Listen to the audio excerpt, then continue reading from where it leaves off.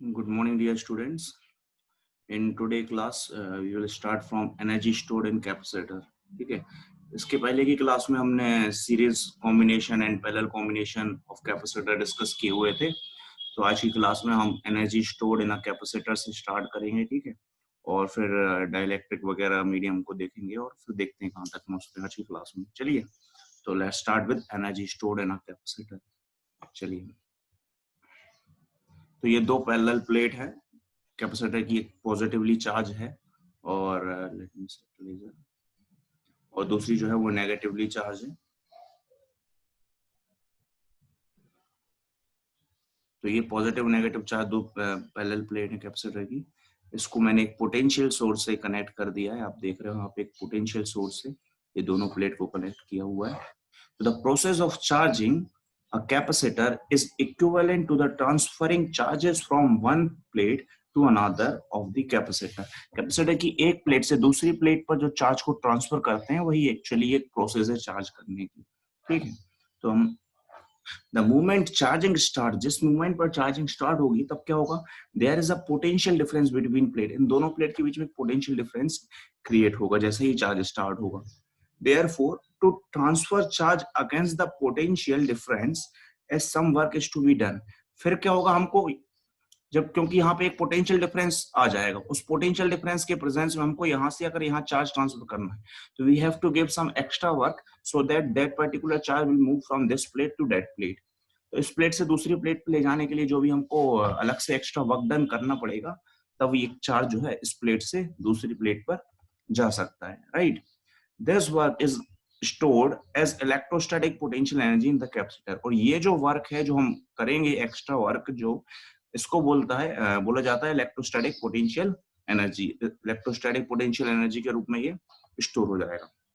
तो चलिए देखते हैं. तो कुल मिला के जो हम एनर्जी स्टोर कर रहे हैं कैपेसिटर में वो क्या होगा कि in the presence of potential एक जगह से दूसरी जगह पर हमको चार्ज ले जाने में जो वर्क डन लगता है वो वर्क डन और वही एनर्जी इलेक्ट्रोस्टैटिक पोटेंशियल एनर्जी के बराबर होता है कैपेसिटर की. ठीक है.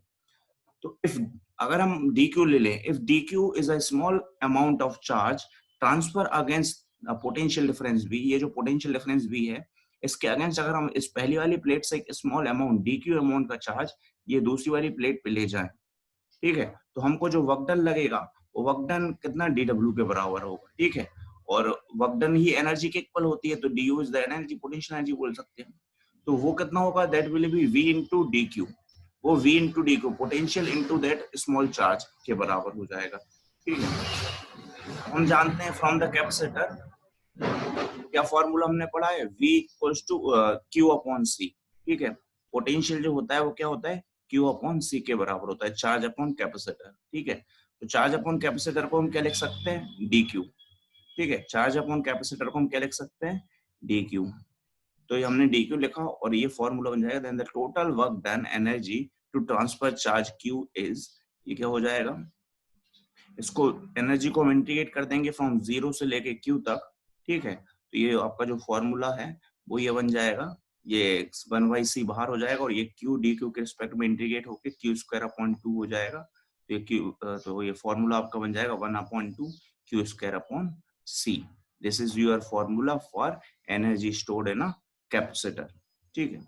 और इस तरीके से भी लिख सकते हैं, अगर हम यहाँ पे क्या कहते हैं q की वैल्यू रिप्लेस कर दें, q इज इक्वल टू क्या होता है, c इंटू वी.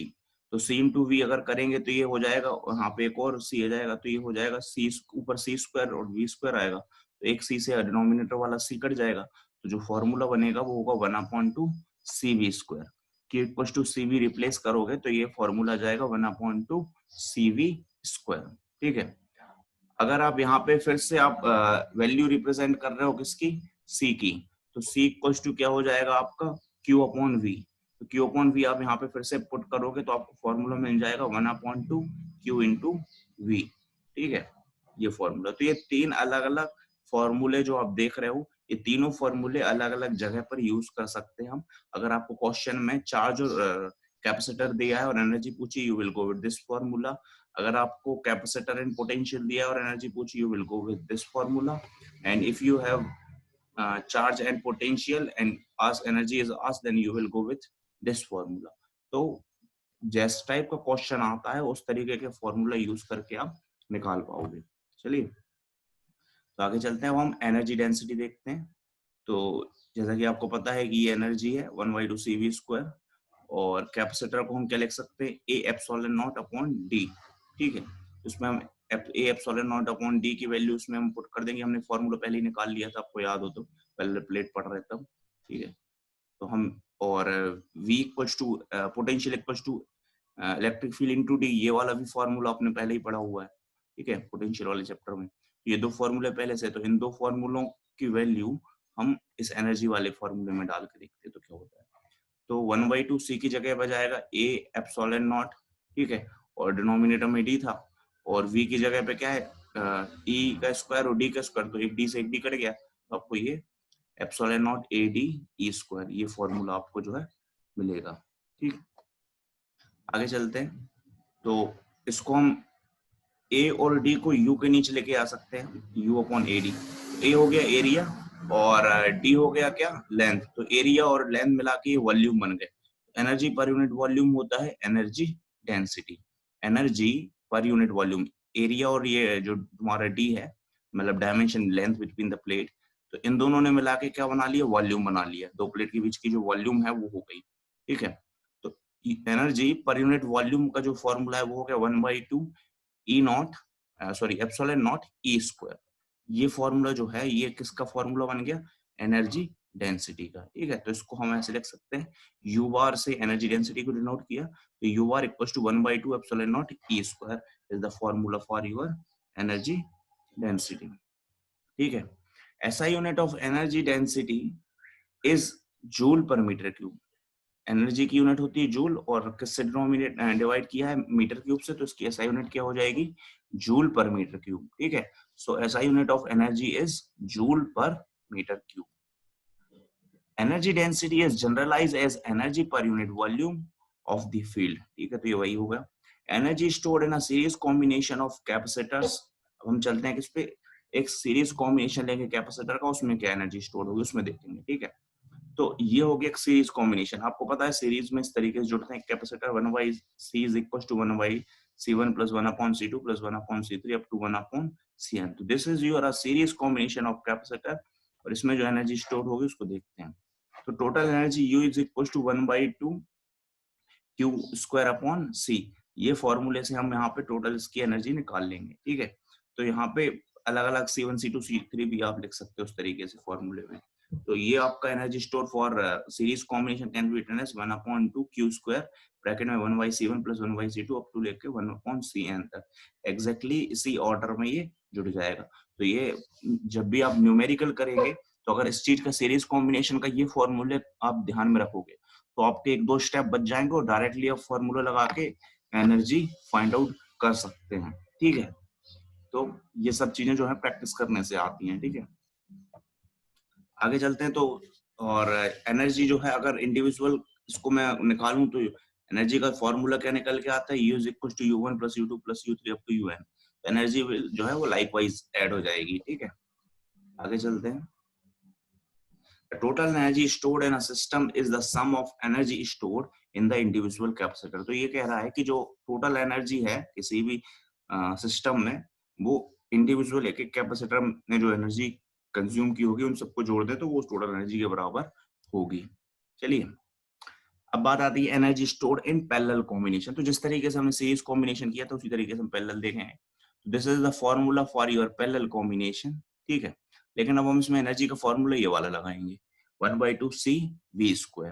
ठीक है, तो हमको पैरेलल कॉम्बिनेशन का फॉर्मूला है, और सिमिलरली इसमें तो हम फॉर्मूला हमारा क्या बन जाएगा, 1/2 V² कॉमन ले लिया, C1 C2 up to Cn तक। ठीक है, तो इसमें भी एनर्जी स्कोर का एक एक इंडिविजुअल हम निकाल लो, तो 1/2 C1 V² C2 V² C3 भी इस तरीके से। तो आपको फॉर्मूला जो है एनर्जी स्टोर का ये बन जाएगा, U is equal to U1 plus U2 up to UN। सबको लाइकवाइज ऐड हो जाएंगे यहाँ पे भी। ठीक है, तो बड़ा सिंपल है। तो आप सीरीज और पैरेलल दोनों में ही अगर आप एनर्जी को ऐड करेंगे तो सेम फॉर्मूले से एनर्जी ऐड होती है। ठीक है, तो the total energy stored in a system is the sum of energy stored in the individual capacitor। तो किसी भी सिस्टम के लिए टोटल एनर्जी जो है वो क्या होगा, इंडिविजुअल कैपेसिटर की एनर्जी को जोड़ जोड़ के जो है आपको टोटल एनर्जी का फॉर्मूला बनेगा, राइट। अब हम देखते हैं losses of energy on sharing of charges between the capacitor in parallel. तो जब भी कैपेसिटर अपना एनर्जी लॉस करते हैं, जब भी चार्ज शेयर करते हैं, ठीक है, चार्ज शेयरिंग करने में जो एनर्जी का लॉस होता है उसको हम फाइंड आउट करने वाले हैं। Consider two capacitors of capacitance C1 and C2 and charges Q1 and Q2 and potential V1 and V2। हम दो कैपेसिटर ले लेते हैं जिनका नाम C1 C2 ले लिया, उन पे उनपे जो चार्ज है वो Q1 Q2 एक दूसरे पे होंगे और पोटेंशियल जो है उनको V1 V2। The total charge after sharing is equal to total charge before sharing। तो हम जो फेनोमेना लेके चल रहे हैं, हम जिस बेसिस पे इनको निकालेंगे, हम ये मान के चले कि जो total charge after sharing, share करने के बाद जो टोटल चार्ज है वो चेंज नहीं हुए, वो उतना ही है जितने टोटल चार्ज बिफोर शेयरिंग। मतलब charge neither created not destroyed, total charge before sharing and total charge after sharing our equal. So total charge अगर हम बात करें बिफोर शेयरिंग, जब से उनको शेयर नहीं किया गया, ठीक है, तो कैपेसिटर C1 अलग था, C2 अलग था, तो C1 के चार्ज प्लस C2 के चार्ज दोनों के जो कैपेसिटर से ऐड कर दिया हमने, ठीक है, और वो इनटू पोटेंशियल से मल्टीप्लाई कर दिया, तो ये दोनों का कंबाइंड चार्ज है बिफोर शेयरिंग। तो बिफोर शेयरिंग मतलब दोनों ने एक दूसरे को शेयर नहीं किया, तो पहले पे C1 दूसरे पर C2 capacitance, C1 plus C2 को हमने जोड़ दिया, ठीक है, इनटू V, तो ये इसका टोटल चार्ज निकल आया बिफोर शेयरिंग, ठीक है। अब बात आती है टोटल चार्ज, सॉरी ये आफ्टर शेयरिंग था, total charge after sharing, charge share करने पर C1 C2 को मिला के C1 plus C2 into V, ये हो गया टोटल चार्ज आफ्टर शेयरिंग, ठीक है, चार्ज शेयर करने के बाद। अब अगर हम बात करें बिफोर शेयरिंग का, तो C1 इंटू V1, ये Q1 चार्ज हो गया, ठीक है, बिफोर शेयरिंग, इसके बाद सब Q1 था, और C2 इंटू V2 ये बिफोर शेयरिंग Q2, मतलब ये चार्ज हो गया, Q1 प्लस Q2, ये एक्चुअली दो यहाँ पर आ गए, ठीक है। अगर हम बात करें कि भाई पोटेंशियल क्या होगा V, तो ये V को यहीं बचा लेते हैं, इसको डिनोमिनेटर में ले जाएंगे, तो आपको फॉर्मूला बनेगा C1 V1 plus C2 V2 upon C1 plus C2। This is the formula for potential, ठीक है, कंबाइन, मतलब इसको हम कॉमन पोटेंशियल के नाम से भी जानेंगे, ठीक है, C1 V1 plus C2 V2 upon C1 plus C2।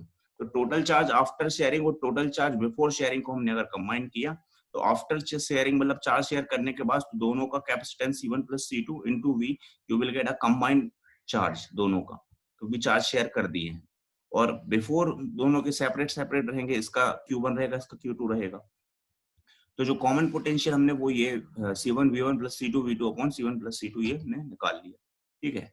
तो total energy before sharing is, total energy क्या होगी बिफोर शेयरिंग की, तो इस तरीके से हम निकाल सकते हैं, यू इनिशियल जो है आपको एनर्जी वो क्या होगी 1/2 C1 V1 स्क्वायर, ये इनिशियल कंडीशन में जब चार्ज शेयर नहीं की है बिफोर शेयरिंग, ठीक है, तो ये 1/2 C1 V1 square plus 1/2 C2 V2 square. इस तरीके से इनिशियल में पहले C1 V1 वाले की फर्स्ट वाले के लिए लिया, फिर सेकंड वाले कैपेसिटर, दोनों कैपेसिटर की इंडिविजुअल निकाल के ऐड कर सकते हैं, ठीक है। उसके बाद total energy after sharing, total जो एनर्जी है चार्ज शेयर करने के बाद वो क्या होगा, वो दोनों को ऐड करके आएगा, 1/2 C1 प्लस C2, दोनों कैपेसिटर की इसको कैपेसिटेंस को ऐड किया, तो 1/2 C1 plus C2 into V square, ठीक है। तो ये आप देखें, यही पिछले कंडीशन में यहाँ पे भी ये जो अगर फॉर्मूला यहाँ पे भी देखिए, आफ्टर शेयरिंग में C1 प्लस C2 ये दोनों ऐड हुए थे, और अगर यहाँ पे भी दिखाऊं मैं आपको, तो इधर भी जो है आफ्टर शेयरिंग में C1 प्लस C2 ऐड हुए थे, तो इस चीज को याद रख लेना, बस एक ही गुरु मंत्र है। The total energy after sharing is 1/2 C1 plus C2 V square, और यहाँ पे इंडिविजुअल है C1 V1 square plus C2 V2 square. तो अगर हम सब्ट्रैक्ट करें, क्योंकि हमको चेंज लॉस निकालना है एनर्जी में, तो इनिशियल आपको मान लो पहले अगर 100 जूल है और 20 जूल आपने खर्च कर दी, सॉरी 80 जूल आपके पास बची है, तो आप लॉस निकालोगे तो आप 100 माइनस 80 करोगे, यू विल गेट कि 20 जूल की एनर्जी का लॉस हो गया। इसी तरीके से तो इनिशियल माइनस फाइनल कर देना है, तो you I minus U F करोगे आप, इन दोनों फॉर्मूले में you I minus U F करोगे, तो एलसीएम वगैरह लेके जब आप सॉल्व करोगे तो you will get this formula, ठीक है। ये काफी इंपॉर्टेंट डेरिवेशन है, इसको आपको बहुत करना है, जरूरी है, सीखना है। तो आपको जो फॉर्मूला मिलेगा वो मिलेगा C1 C2 V1 minus V2 का square upon 2 C1 plus C2। This is very important formula, go through with this. तो यहाँ पे सिमिलरली अगर हम बात करें, you initial minus you final is greater than 0, अगर ये ग्रेटर देन 0 इसका मतलब क्या है कि इनिशियल कंडीशन में आपके पास एनर्जी ज्यादा थी और फाइनल कंडीशन में एनर्जी कम है, एनर्जी का लॉस हुआ है। ठीक है, therefore there is some loss of energy when two charge capacitors are connected together। इसका मतलब ये होगा कि there is a loss of energy जब दो चार्ज कनेक्टर जो है आपस में कनेक्ट किए। The loss of energy appears as heat and wire connected the two capacitor में भी बिकम हॉट। तो ये जो एनर्जी लॉस है वो हीट के फॉर्म में मतलब लॉस हो सकती है। तो जो वायर कनेक्ट है वो थोड़े से हीट अप हो सकते हैं, गर्म पड़ सकते हैं। ठीक है, इसके बाद आता है पोलर मॉलिक्यूल्स। तो पोलर मॉलिक्यूल्स से जो है हम आपको नेक्स्ट क्लास में कवर करेंगे। आप इसको यहाँ तक कंप्लीट करें, नोट्स बनाएं। ठीक है, चलिए, तो लाइक करें वीडियो को, सब्सक्राइब करें। बाय बाय, मिलते हैं अब नेक्स्ट क्लास में।